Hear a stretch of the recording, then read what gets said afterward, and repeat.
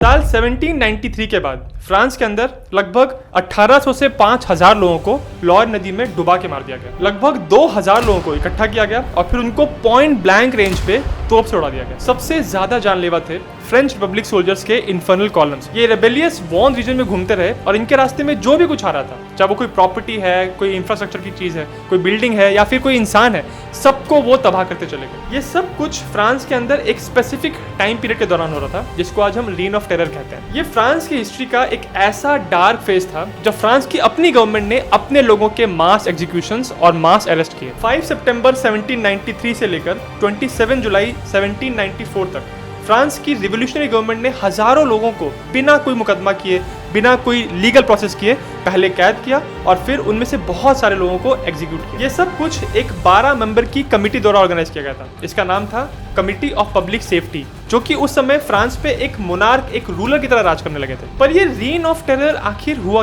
क्यों पहले कुछ क्रांतिकारियों ने मिलकर राजाओं के राज को हटाया, मोनार्की को हटाया और फिर खुद पावर लेने के बाद अपने ही लोगों को इस तरह से मारना शुरू कर दिया। ये सब कुछ समझने के लिए हमको उस टाइम के फ्रांस की सोशल और पॉलिटिकल सिचुएशन को समझना पड़ेगा। कहानी शुरू होती है फ्रेंच रिवॉल्यूशन से।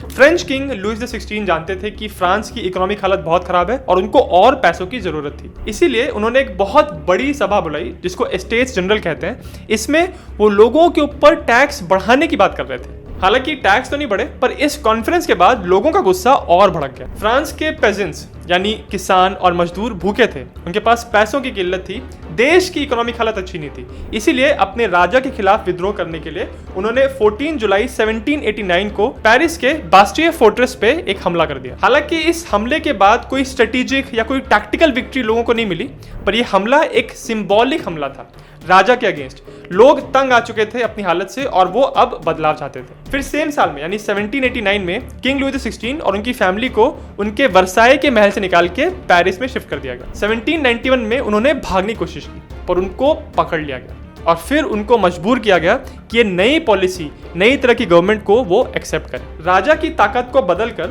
एक लेजिस्लेटिव असेंबली को अक्टूबर 1791 से सितंबर 1792 तक पावर दी गई और फिर उसे रिप्लेस किया नेशनल कन्वेंशन ने। फ्रांस को अब एक रिपब्लिक डिक्लेयर कर दिया गया और फिर राजा लुई XVI को ही ट्रायल पे लाया गया। इस ट्रायल में ऑब्वियसली वो दोषी पाए गए और 21 जनवरी साल 1793 को फ्रेंच किंग लुई XVI का गला काट दिया गया। उसके आगे के 6 हफ्तों के अंदर पेरिस और फ्रांस के अंदर ऐसे जो भी लोग थे जिनको माना जा रहा था कि राजा के बहुत वफादार हैं या मोनार्की के सपोर्टर हैं, उन सबको इकट्ठा करके एग्जीक्यूट किया गया। अब हालांकि क्रांतिकारियों ने लड़ झगड़ के और राजा को एग्जीक्यूट करके एक तरह से पावर तो अपने हाथ में ले ली थी और एक फ्रेंच रिपब्लिक बना दिया था, पर जिस तरह से वो सब कुछ कर रहे थे उससे फ्रांस की बहुत सारी जनता अभी नाखुश थी। इसीलिए फिर मार्च 1793 में बॉन्ड के रीजन में इस नई रिपब्लिक गवर्नमेंट के अगेंस्ट एक रिवोल्ट शुरू हो गया, जिसमें काउंटर रेवोल्यूशनरी आर्मी ने उस रीजन के कुछ एरियाज को ऑक्यूपाई कर लिया। अब ये बात ऑब्वियसली इस नई गवर्नमेंट को बर्दाश्त नहीं थी। वो नहीं चाहते थे कि उनकी नई हुकूमत को इस तरह से कोई चैलेंज करे, तो फिर उन्होंने अपने रिपब्लिकन आर्मी को भेजा और जिन जिन एरियाज को इस काउंटर रिवोल्यूशनरी आर्मी ने अपने कब्जे में किया था वहां से उनको हटाया। इस मिलिट्री ऑपरेशन के दौरान बहुत मारकाट हुई। फ्रांस के अपने ही लोग आपस में लड़ मर रहे थे और इस पूरे ऑपरेशन के दौरान कहा जाता है कि 2 लाख लोग मारे गए थे। इस सब के बाद भी नई रिवोल्यूशनरी गवर्नमेंट की तकलीफें खत्म होने का नाम नहीं ले रही थी। इसके बाद 18 मार्च को ऑस्ट्रिया ने कुछ और किंगडम्स के साथ मिलकर फ्रांस की आर्मी को बैटल ऑफ निर्विंडन में हरा दिया। इस लड़ाई में हार की वजह से इस नई रिवोल्यूशनरी गवर्नमेंट की बहुत बदनामी हुई, क्योंकि अब जनता ये सवाल करने लगी थी, वो सोचने लगी थी कि जो नई गवर्नमेंट बन गई है राजा को हटा के, क्या वो सच में काबिल है। अब जनता में जो गुस्सा बढ़ रहा था, इसको देख के ये नेशनल कन्वेंशन, ये नई गवर्नमेंट बहुत परेशान थी और फिर उन्होंने डिसाइड किया कि जनता को काबू में करने के लिए अब डर और खौफ का माहौल बनाना पड़ेगा। इसीलिए अप्रैल 1793 में उन्होंने एक 12 मेंबर्स की टीम बनाई, एक कमेटी बनाई, जिसका नाम था कमिटी ऑफ पब्लिक सेफ्टी। इसके लीडर थे मैक्सिमिलियन रोबेस्पियर। उनका यह मानना था कि जनता को अगर एक लाइन में रखना है और एक रिपब्लिक को सक्सेसफुल बनाना है तो दहशत और खौफ के बिना ये नहीं हो सकता। इस कमेटी के कुछ 3-4 ऑब्जेक्टिव्स थे, पर उसमें से सबसे मेन था रीन ऑफ टेरर को इम्प्लीमेंट करना, मतलब लोगों के बीच में दहशत पैदा करना। इसका मतलब ये हुआ कि ऐसे जो भी लोग थे जो नेशनल कन्वेंशन के अगेंस्ट या रिवोल्यूशनरी गवर्नमेंट के अगेंस्ट कुछ भी बोलते थे, उनको पकड़ना, उन पे ट्रायल करना, फिर उनको एग्जीक्यूट करना। इसका दूसरा मेन काम था अपनी पूरी पावर को सेंट्रलाइज करना। इससे हो ये रहा था कि बहुत सिचुएशंस में ये committee of public safety national convention से भी ज्यादा ताकतवर हो गई थी। यानी जो नेशनल कन्वेंशन जो मोनार्की को हटाने के बाद पावर लिया था जिसने, उससे ज्यादा ताकतवर ये पब्लिक सेफ्टी की कमेटी हो गई थी। अब ये कमेटी तो बन गई थी, पर ये कमेटी भी ऐसे ही राह चलते किसी भी आदमी को पकड़ के उनके ऊपर ट्रायल नहीं कर सकते थे, क्योंकि ऐसा कोई कानून नहीं था। तो इसीलिए ये सब करने के लिए, उनको ये ताकत देने के लिए अब जरूरी था कुछ नए कानून बनाना, और ये कानून भी उन्होंने बनाए। इस सिलसिले के अंदर जो पहला इंपॉर्टेंट कानून उन्होंने बनाया, ये था लॉ ऑफ सस्पेक्ट्स। इस कानून के तहत किसी भी व्यक्ति को सस्पेक्ट या संदिग्ध माना जा सकता था। अगर उन्होंने ऐसा कुछ भी कहा, ऐसा कुछ भी लिखा, कुछ भी ऐसी बात की जो गवर्नमेंट के खिलाफ है या गवर्नमेंट की जो पॉलिसी है उससे कुछ अलग है, तो उसको अरेस्ट करने का अधिकार ये कानून अब इस कमेटी को देता था। इस कानून को ढंग से लागू करने के लिए अब इस कमेटी ने कुछ नए बंदों को हायर किया, जिनका ये काम था कि ऐसे ही जनता के बीच में जाएं, लोगों के बीच में जाएं और उनके ऊपर मास सर्वेलेंस करें। मतलब कोई भी अगर ऐसी कुछ बात कह रहा है जो सरकार के खिलाफ है, उसको रिपोर्ट करके उसको अरेस्ट करना है। मॉडर्न जमाने में ये मास सर्वेलेंस इलेक्ट्रॉनिकली हो सकता है। आपको लोगों की फिजिकली बातें सुनने की जरूरत नहीं है, आप डिजिटली वो जो बातें कर रहे हैं उनके फोन पे, उनके ऐप्स को आप ट्रैक कर सकते हैं। पर उस जमाने में, ये हम बात कर रहे हैं 18th सेंचुरी की, उस टाइम ये सब कुछ फिजिकली जासूस कर रहे थे, और ये सब कुछ हो रहा था उस लॉ ऑफ सस्पेक्ट्स के अंदर। इस कानून के वजह से फ्रांस के अंदर लगभग 3 लाख से 5 लाख लोगों को अरेस्ट किया गया। फिर इसी कानून से रिलेटेड एक दूसरा और ज्यादा भयानक कानून बनाया गया, इसको कहते हैं द लॉ ऑफ 22 प्रेरियल, जो जून 1794 में बनाया गया था। इस कानून का मेन मकसद था कि जिन जिन लोगों को सस्पेक्ट करके पकड़ा गया है उनके ऊपर जल्दी से जल्दी ट्रायल किया जाए।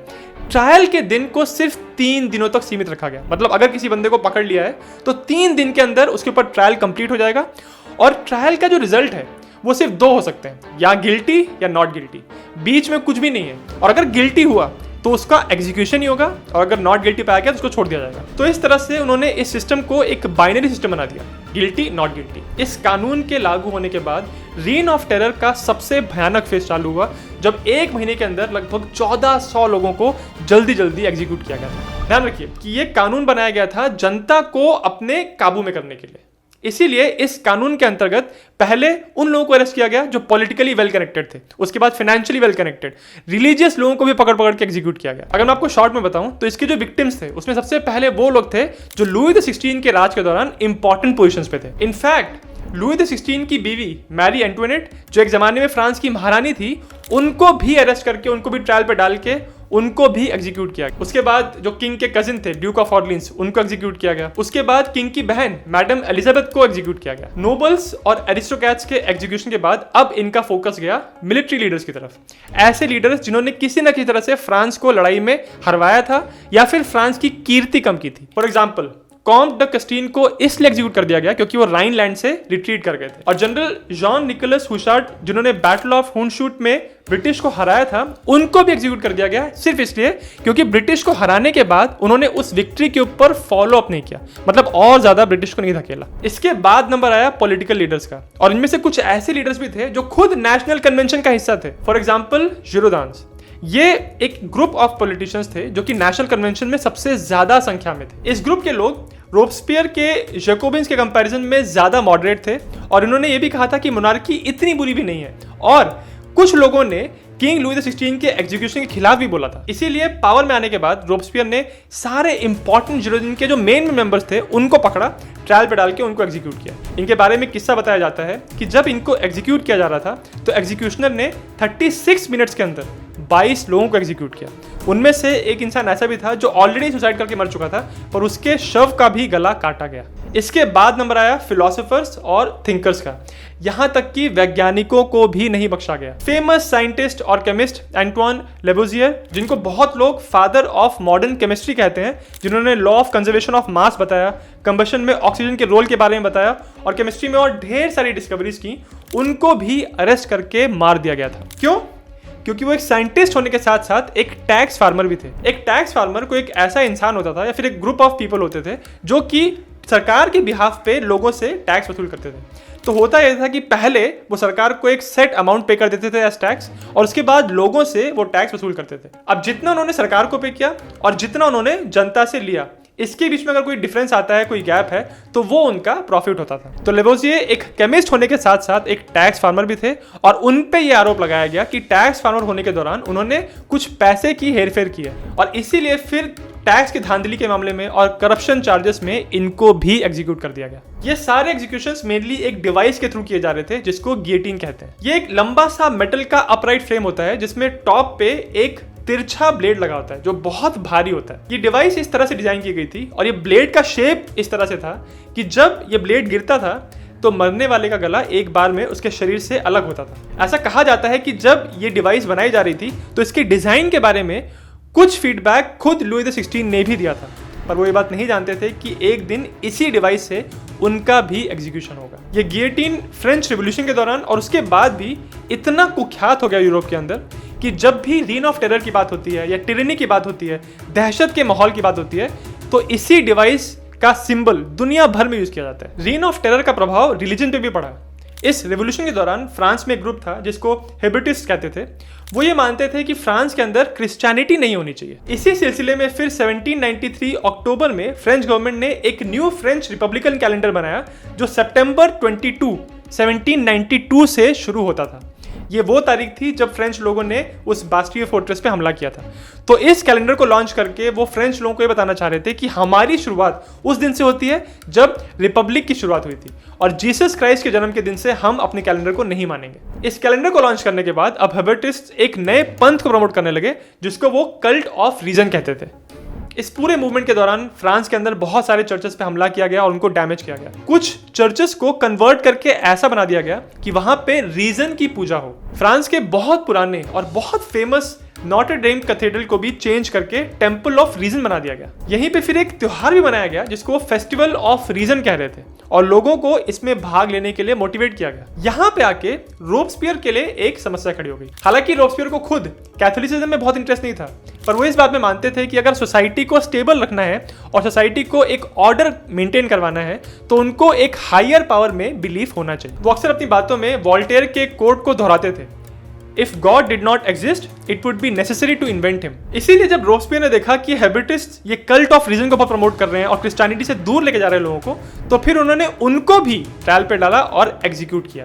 इसके बाद रोब्सपियर ने फिर एक नया रिलीजन बनाया जिसको फिर उन्होंने the cult of supreme being कहा। इस रिलीजन के अंदर एक गॉड के कॉन्सेप्ट को माना गया और कल्ट ऑफ रीजन के खिलाफ बातें की गई। इसके बाद फिर जून 1794 में रोब्सपियर ने एक festival of the supreme being organize किया और इस पूरी फेस्टिविटीज में वो खुद बहुत मेन रोल पे थे। ऐसा लग रहा था कि वही इसके मेन किरदार हैं।